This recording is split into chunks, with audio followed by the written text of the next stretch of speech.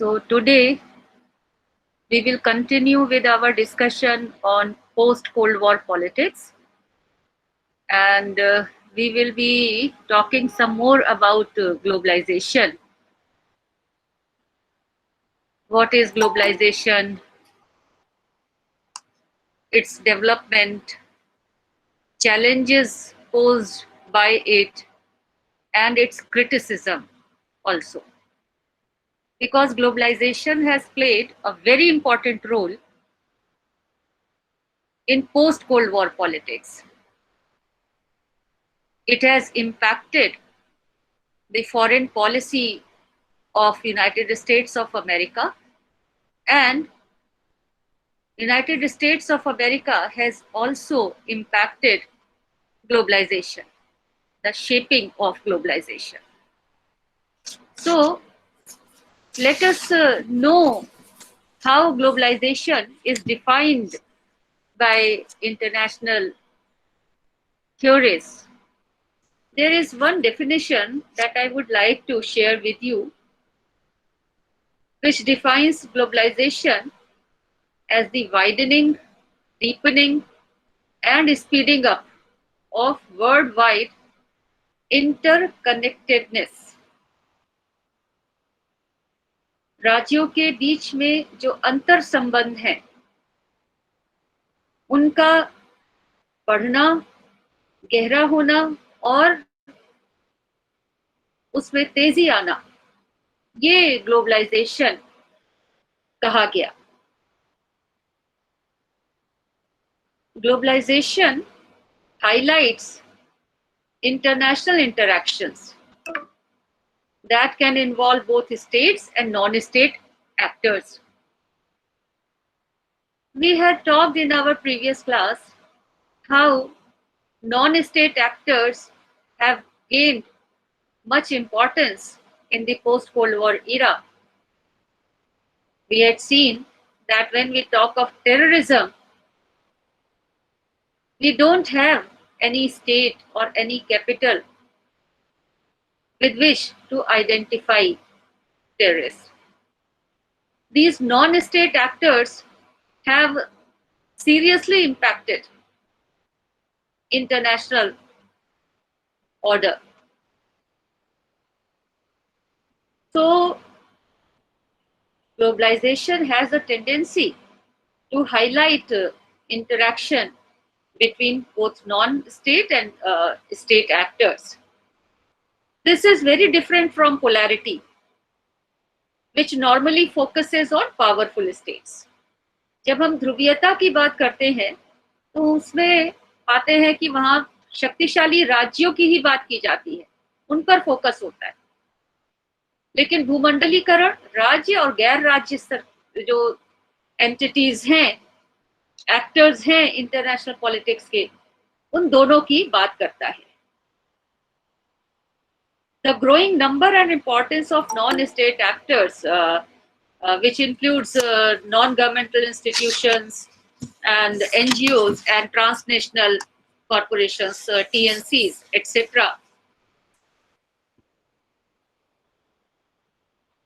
So, this growing number of NGOs and TNCs is an evidence of globalization's increasing importance in international politics. But it would be incorrect to say that globalization is just for non-state actors. It includes world's governments also, which try to dictate the rules by which international interactions take place. So, increasing global interconnectedness has produced a number of global challenges. These challenges may be big, and in fact, they may be too big to be accepted, to be solved, to be faced by one state. There may be challenges which have to be solved through international cooperation, like the challenge of nuclear proliferation, armament. These problems cannot be solved by one state only, and states need to cooperate to solve these problems. Most powerful states, even they cannot solve the problem of climate change. They have to be together in this to solve the problem of climate change. And so we see various countries of the world, both developed and developing countries, coming together to discuss the challenge of climate security, the challenge posed by climate to the human life. So there are a few areas where international cooperation is required, and these problems like that of nuclear proliferation, of armament, of climate security and change, these can be solved by international organizations only, like United Nations and other summits, other forums which have been formed to serve the purpose. So globalization is challenging the very basis of international order, which was created during 17th and 18th century, which was the century of European imperialism. And the crisis of the 20th century, that is the two world wars, the order that was created by all these is being challenged by globalization. It is giving new non-state actors a voice in diplomacy.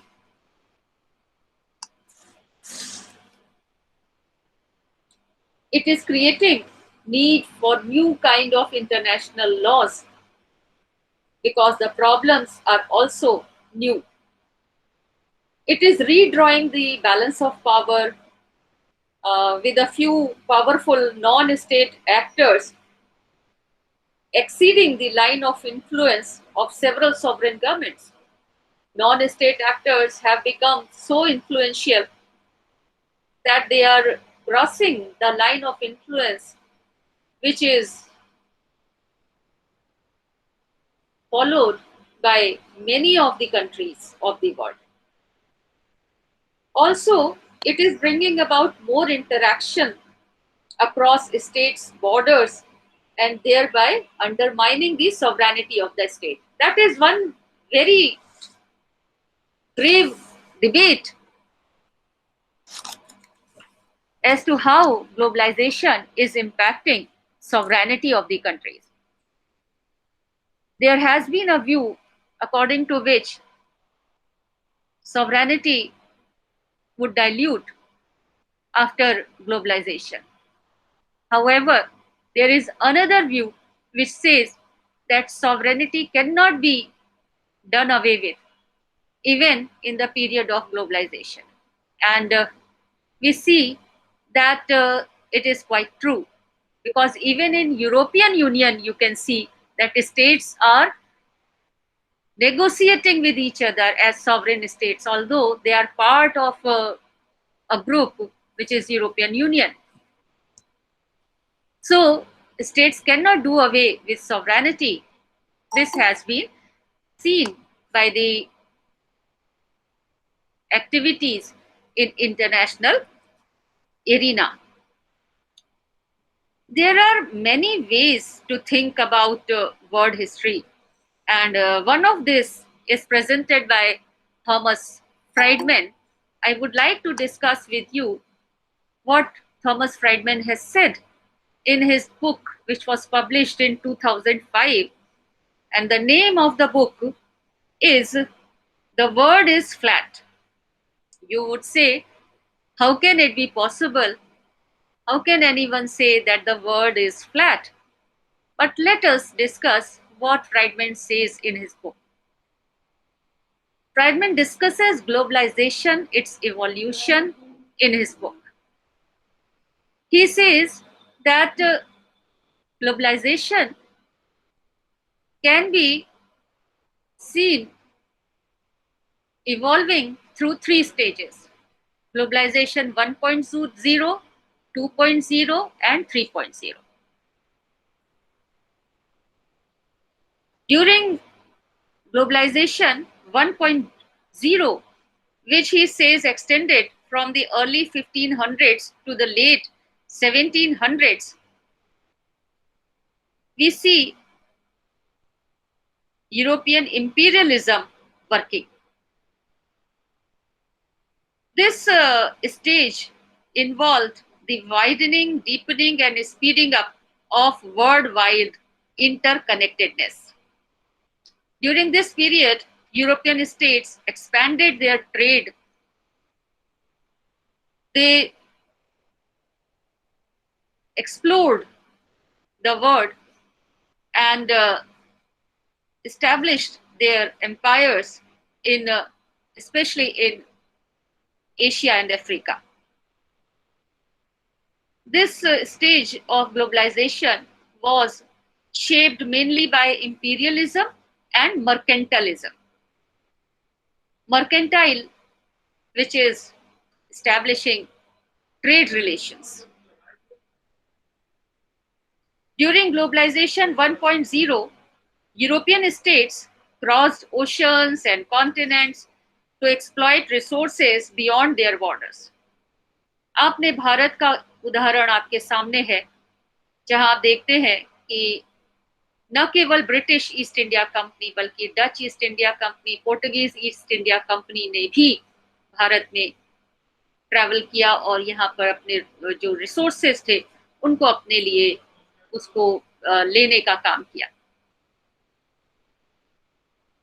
This stage involved exploration, transoceanic territorial annexation, trade agreements, warfare, and the conquest and displacement of non-European populations.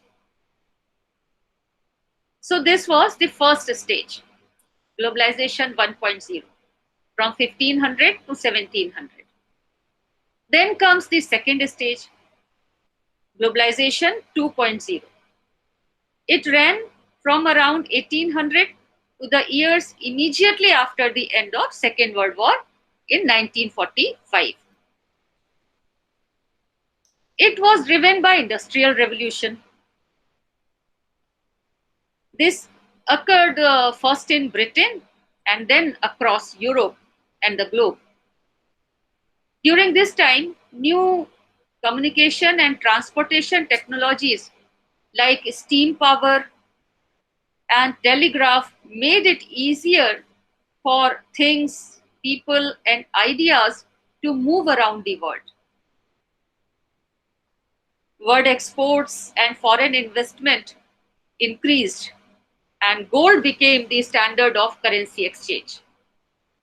In fact, during this time, London became world's financial center.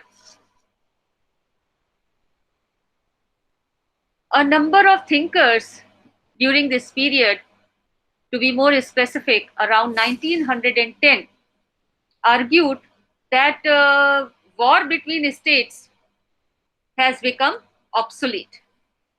Why? Because of the extent of economic ties around the world. They argued as to why would states fight with each other? Why would they go to war with other states when each relied on others for goods, people, ideas, and wealth? But we see that these hopes crashed very soon because in 1914, the First World War started. This war damaged global economy. And the years between 1918 and 1939 saw the rise of revisionist states whose leaders had no real interest in economic or political competition. During this period, a number of major powers failed. Britain was one of them because it failed to impose a hegemonic order which could control the situation. The turning point came in 1945 when America took the role of Britain as the global economic hegemon. So now we see the rise of America, US. For some time, Bretton Woods agreement tried to return the global economy to the Western Bloc, to its pre-war methods. However, this could not last long because during 1970s and 80s, we see countries parting way from Bretton Woods. America embarked upon a new journey. The abandonment of Bretton Woods led to what became the next phase of globalization. Globalisation का तीसरा जो part है, globalisation 3.0, वो आरंभ होता है जब Bretton Woods को छोड़ दिया गया. ग्लोबलाइजेशन 3.0 कई चीजों से प्रभावित था. It was influenced by many things, mainly communication revolution. There was a revolution in information technology. Then there were a series of economic crises in 1960s and 1970s. And also the adoption of neoliberal economic policies by leaders like President Ronald Reagan in America and Prime Minister Margaret Thatcher in UK. This also influenced globalization 3.0. In fact, deregulation and liberalization became the order of the day. And all the countries were supposed to go for deregulation and liberalization. The country which did not adopt it stood out. वो अलग थलग दिखाई देने लगी, जो deregulation को, जो उदारीकरण को स्वीकार न कर रहा हो.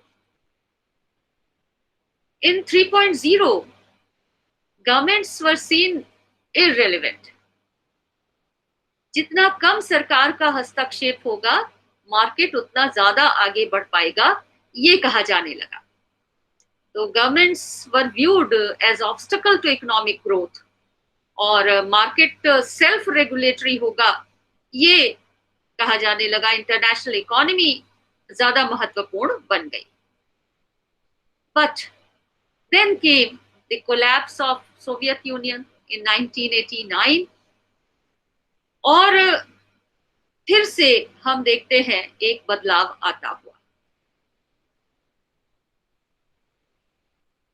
Globalization 3.0 got its momentum from the collapse of Soviet Union and its allies.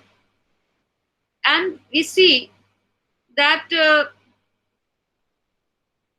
the economies of Soviet bloc opened themselves to the changes which were being brought by Western countries. And now we see that the countries of Soviet bloc were coming under the influence of the capitalist world economy. While on the one hand, liberalization lowered the tariff walls that separated state economies from one another, on the other hand, we see that deregulation removed states' domestic supervision of economic activity. तो दोनों प्रकार की चीजें दिखाई दे रही थी. State का role कम हो रहा था. डोमेस्टिक जो इकोनॉमिक एक्टिविटी थी, आर्थिक गतिविधियां थी, उन पर राज्य का नियंत्रण कम होता जा रहा था. इसके साथ ही साथ लिबरलाइजेशन ने जो टैरिफ वॉल्स थी, बाहर से आने वाले सामान पर जो टैरिफ लगाया जाता था, उसको भी कहीं नीचे कर दिया, कम कर दिया. तो जो सेपरेशन था वेरियस स्टेट्स के इकोनॉमीज के बीच में, वो धीरे धीरे कम किया जाने लगा, रिमूव किया जाने लगा. ग्लोबलाइजेशन 3.0 की इसी विशेषता की वजह से फ्राइडमैन कहते हैं कि द वर्ल्ड इज फ्लैट. जो उनकी पुस्तक का नाम था वो इसलिए क्योंकि अब राज्यों के बीच के जो बाउंड्रीज थी, बॉर्डर्स थे, वो खत्म होने लगे and the world became flat. Globalization 3.0, Friedman says, has been secured by US hegemony, underwritten by a vast expansion of non-state financial services, and it is propelled by the ongoing communication revolution. So these three factors made globalization 3.0. पहला US hegemony, दूसरा जो non state financial services थी उनका expansion, उनका विस्तार, राज्य के अलावा जो फाइनेंशियल सर्विसेज थी, और तीसरा जो कम्युनिकेशन रेवोल्यूशन थी, उसने प्रोपेल किया, उसने बढ़ावा दिया ग्लोबलाइजेशन 3.0 को. So we can see that Friedman has very succinctly explained the evolution of globalization from 1.0 to 3.0, which we are witnessing even today. Now, the question which arises before us is how would unipolarity and globalization interact in the post-Cold War world? शीत युद्ध के बाद के समय में एक ध्रुवीयता और भूमंडलीकरण कैसे इंटरैक्ट करेंगे, किस प्रकार से दोनों के बीच में आदान प्रदान होगा. The years after 1991 gave rise to a pair of international processes: the expansion of globalization 3.0 into the states of former Soviet bloc and the shift from a bipolar to unipolar international society. ये दो खास बातें हुई 1991 के बाद. एक तरफ globalisation पहुंच गया सोवियत ब्लॉक में, और दूसरी तरफ हम बाइपोलैरिटी से, द्विध्रुवीयता से आ गए एक ध्रुवीयता की तरफ.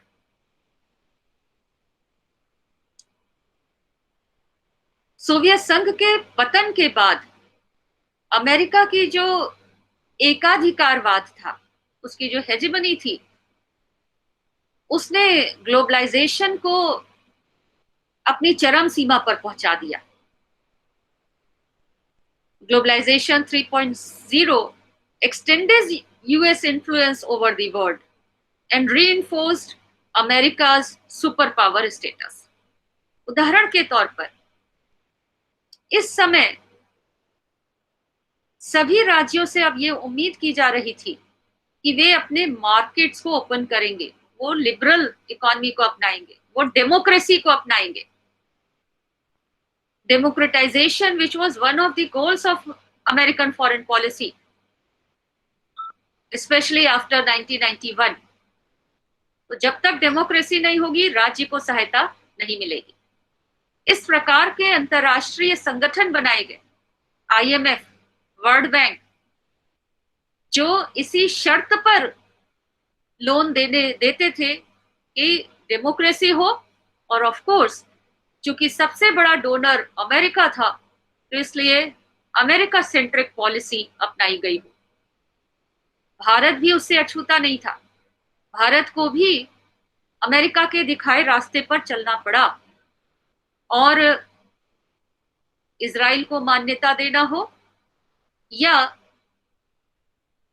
लिबरलाइजेशन और प्राइवेटाइजेशन को शुरू करना हो, ये सभी काम भारत के द्वारा किए गए, क्योंकि उसे आईएमएफ और वर्ल्ड बैंक से सहायता चाहिए थी, और उसके लिए उसे अमेरिका के दिशा निर्देशों को मानना जरूरी था। तो American influence was spread all over the world. तो इसमें आपने क्या देखा कि दोनों ग्लोबलाइजेशन और यूनिपोलैरिटी मिलकर काम कर रहे थे, दोनों एक दूसरे को कॉम्प्लीमेंट कर रहे थे। ग्लोबलाइजेशन ने अमेरिका की शक्ति को और ज्यादा बढ़ाने का काम किया, और अपनी बढ़ी हुई शक्ति के माध्यम से अमेरिका ने ग्लोबलाइजेशन, भूमंडलीकरण के दौर को और आगे बढ़ाया। और इसी बीच में फुकुयामा के द्वारा, आपको शायद याद होगा, हमने पहले भी बात की है कि फुकुयामा के द्वारा, फ्रांसिस फुकुयामा के द्वारा एंड ऑफ हिस्ट्री का एक नारा दिया गया। एंड ऑफ हिस्ट्री, जिससे उनका मतलब था कि कैपिटलिज्म और कम्युनिज्म की जो लड़ाई थी, उसमें कम्युनिज्म की पराजय हुई, कैपिटलिज्म की जीत हुई। And that means that debate has ended, the debate for communal and individual rights has ended, और individual rights have gained importance, वही एक रह गए हैं। और इसलिए विश्व के सभी देशों को क्या करना चाहिए? कैपिटलिज्म को, लिबरल डेमोक्रेसी को, इंडिविजुअलिज्म को स्वीकार कर लेना चाहिए।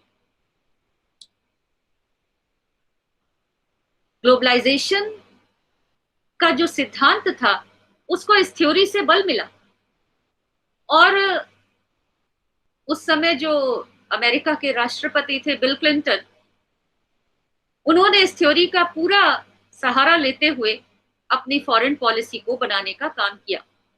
सो we see that both Fukuyama and Bill Clinton, American president, they were both staunch supporters of this new kind of world order, which was being established by the joining of globalization and unipolarity.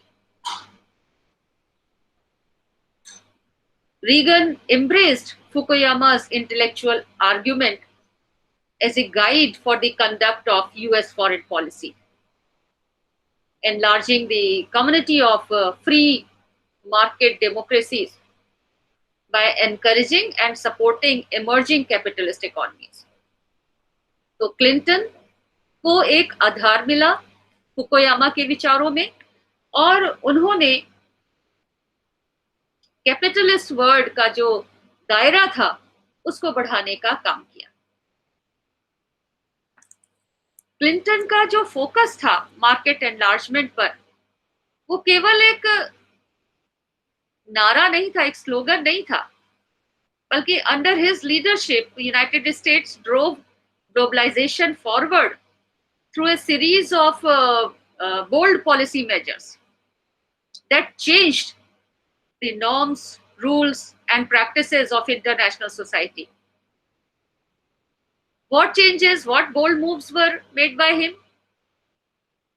These included the creation of a series of free trade agreements like NAFTA, North American Free Trade Agreement, APEC, Asia Pacific Economic Cooperation,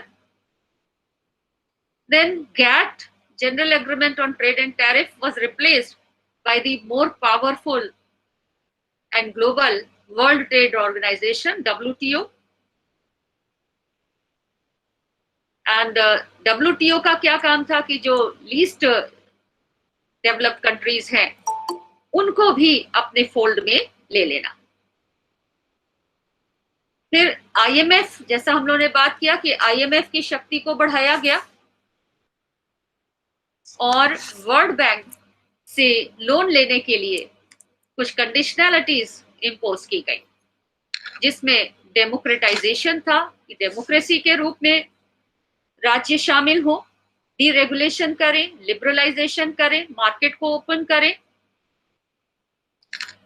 रूस की शुरुआती 10 साल की जो कहानी है वो पूरा इस बात का एविडेंस है, साक्ष्य है कि कैसे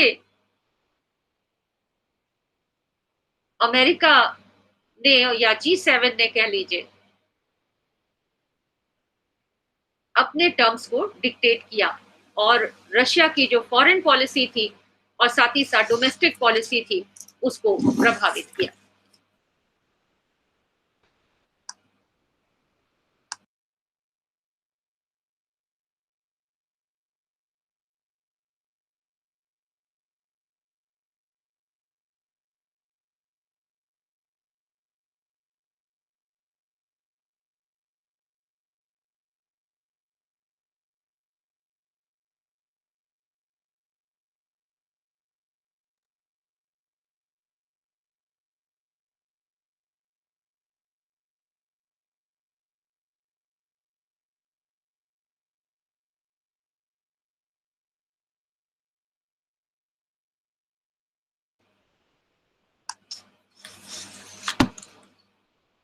So we can see that globalization and unipolarity were closely interlinked. Now the question arises, why would America be interested in creating democracies around the world? इससे अमेरिका को क्या लाभ होने जा रहा था? Here comes democratic peace theory, which would explain why Clinton was so insistent on democratizing the world. What is DPT, या democratic peace theory? Let us define it. DPT claims that liberal democratic states are highly unlikely to go to war with other liberal democratic states. यानी जो democratic states हैं वो दूसरे democratic states के साथ युद्ध नहीं करेंगे. They may go to war with states that are illiberal or undemocratic, but they will refrain from violent conflict with other liberal democracies.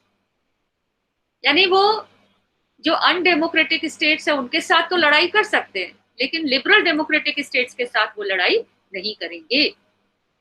अब अगर आप भारत के सिनेरियो पर को देखें तो भारत के आस पड़ोस में डेमोक्रेटिक स्टेट्स की कमी है और इसीलिए हम देखते हैं कि भारत भी इंसिस्टेंट होता है, नेपाल हो चाहे बांग्लादेश हो, यहाँ पर डेमोक्रेसी इस्टेब्लिश करने के लिए वो भारत बराबर बढ़ावा देता है, क्योंकि ये माना जाता है कि एक डेमोक्रेटिक स्टेट युद्ध नहीं करेगा, स्पेशली दूसरे डेमोक्रेटिक स्टेट से, although it can go to war with illiberal और अनडेमोक्रेटिक स्टेट. अब आप समझ सकते हैं कि क्लिंटन क्यों डेमोक्रेटाइजेशन पर बल दे रहे थे. Why he wanted liberal democracy to be propagated around the world and why democratization is one of the major focus of US foreign policy.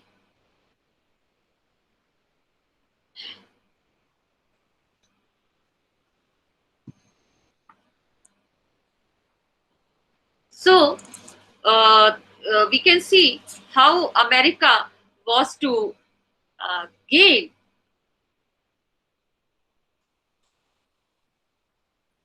by globalization and by democratization, because globalization made its position solid, helped it establish its unipolarity and strengthen it, and democratization would again help America spread its influence. Now we can talk about the criticism of globalization, how globalization is seen by critics, there has been more than one theory of globalization and more than one view of its significance. इसको लेकर भूमंडलीकरण को लेकर कई विचार हैं, इसके significance को लेकर भी कई विचार हैं. Globalization's biggest supporters sometimes talk as if state borders no longer exist and sovereignty has been done away with. But is it so?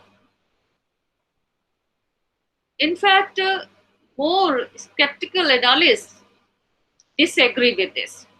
And according to them, globalization would be impossible without sovereign states to manage the relationship and forcibly open the border states. In fact, they argue that states have created certain norms, rules, and practices which have created globalization 1.0, 2.0, and 3.0.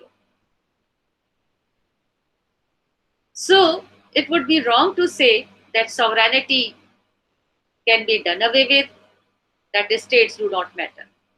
States still matter. Like I had earlier said, that even in European Union, sovereign states negotiate and manage the process of integration.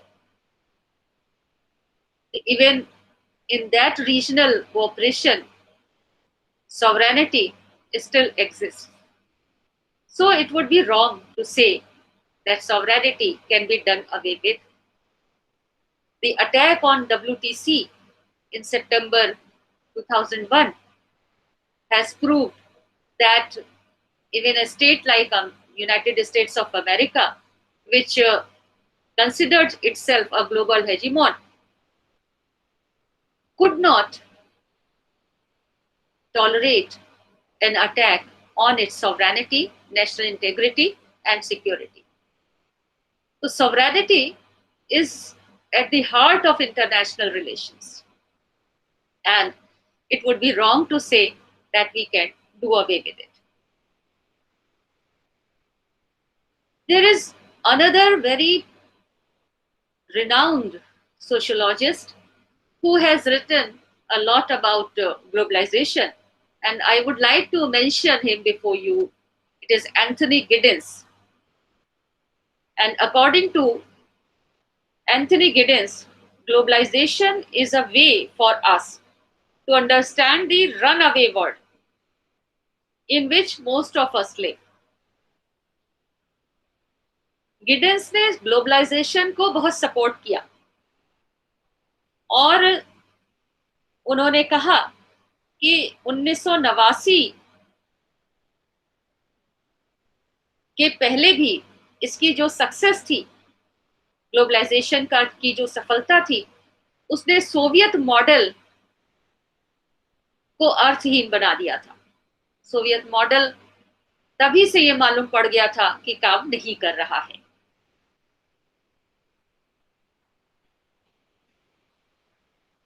और post cold war world में तो globalisation ने नए rules बनाकर, norms बनाकर, pattern set करके पूरे विश्व को परिवर्तित कर दिया और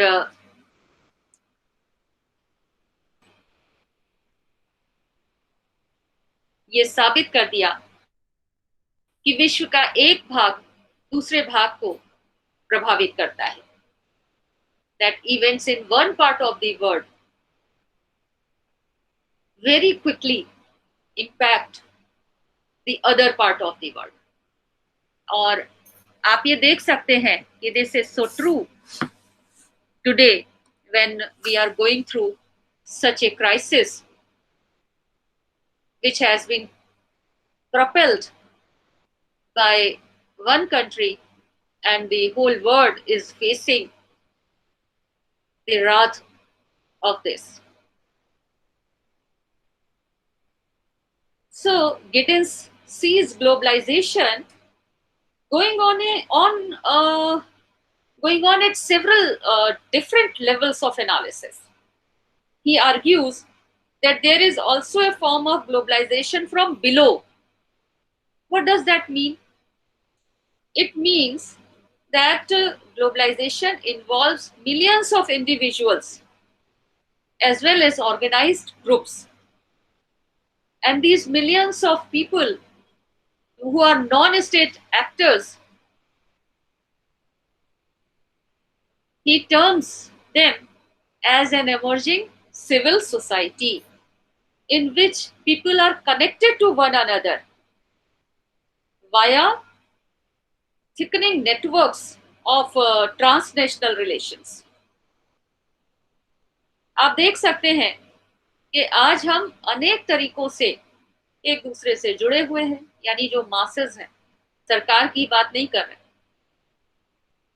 तो ये जो एक ग्लोबल इंटरनेशनल सिविल सोसाइटी बनी है, उसके विषय में भी गिडेंस बात करते हैं और कहते हैं कि ये जो ग्लोबलाइजेशन है ये नीचे से आ रहा है, सिविल सोसाइटी के माध्यम से।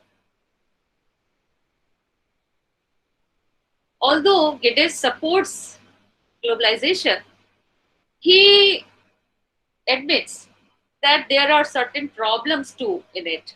कुछ समस्याएं हैं, ये बात वो मानते हैं और कहते हैं। He says that these problems range from the spread of privatized security companies who feed off the insecurities generated by globalization, to the ease with which transnational corporations can shift production to states with cheaper labor and milder environment regulation. आप क्या सोचते हैं कि भारत जैसे विकासशील देशों में कंपनियां क्यों यहाँ अपनी फैक्ट्री लगाती हैं, क्यों यहाँ पर बीपीओस बनाती हैं, कॉल सेंटर बनाती हैं? शायद उसकी वजह चीप लेबर की अवेलेबिलिटी है या माइल्ड एनवायरमेंटल रेगुलेशंस है। तो ये गिडेंस कहते हैं कि ये प्रॉब्लम है जो ग्लोबलाइजेशन के साथ जुड़ी है कि ट्रांसनेशनल कंपनियां ऐसी जगहों पर अपने प्रोडक्शन की यूनिट बनाए जहां पर लेबर चीप हो, जहां पे पर्यावरण के लिए जो रेगुलेशंस हैं वो माइल्ड हो। साथ ही साथ वो बात करते हैं कि कैसे ग्लोबलाइजेशन ने लोगों में इनसिक्योरिटी उत्पन्न की है। वो इनफैक्ट कहते हैं कि इन इनसिक्योरिटीज को दूर करने के लिए जो यंगर जनरेशन है वो भी अब धर्म का सहारा ले रही है, क्योंकि people are having identity crisis. जो लोग दूसरे देशों में जाकर निवास कर रहे हैं, ट्रांसनेशनल मल्टीनेशनल कंपनी में काम करते हैं, उनकी जो साइकोलॉजिकल जरूरतें हैं, आइडेंटिटी की जो क्राइसिस है, उसको वे धर्म के माध्यम से पूर्ण करते हैं। पिछले 25 सालों में धर्म का भी उतना ही आविर्भाव हुआ है जितना ग्लोबलाइजेशन का हुआ, because religion binds them together, it reminds them of the society from which they are coming, from which they originate. He also says that communication technologies that have made all of this possible have also made the world very vulnerable. आप समझ सकते हैं इस बात को कि communication technology ने जहां विश्व के लिए अच्छा किया है, तो वहीं अनेक समस्याएं भी उत्पन्न कर दी हैं। इंटरनेट सिक्योरिटी की जो थ्रेट्स हैं उनके बारे में आप अच्छी तरह से जानते हैं। Globalisation helps to spread the material benefits of free market economies and liberal democracy to previously isolated parts of the world, but it can also destroy those communities which cannot compete in this increasingly competitive global economy. आज विश्व में जो economic inequality बढ़ी है वो globalisation का ही खामियाजा है, ऐसा गिडेंस का कहना है. As such, globalization may not produce a word as flat as Thomas Friedman would like to suggest, because of these inequalities, because of these so many problems associated with globalization. Then there are two crises of globalization. One is terrorism, which we had discussed in our earlier class, how terrorism has gained from globalization and how it has impacted globalization. And secondly, one more downfall of globalization is global financial crisis, which unfolded in 2007 with subprime crisis in America, and it lasted for 2-3 years. That period was very tough for many of the people around the world. Markets had crashed, people lost jobs.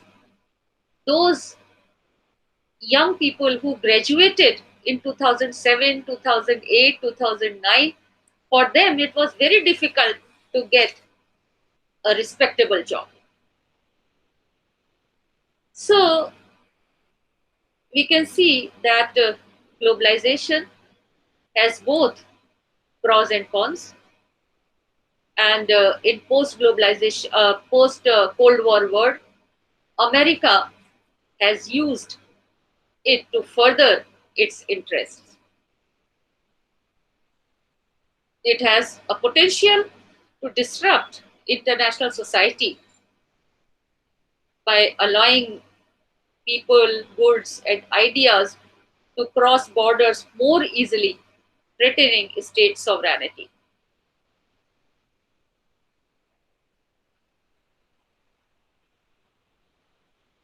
The 9/11 terror attack and the 2008 global financial crisis, these are two examples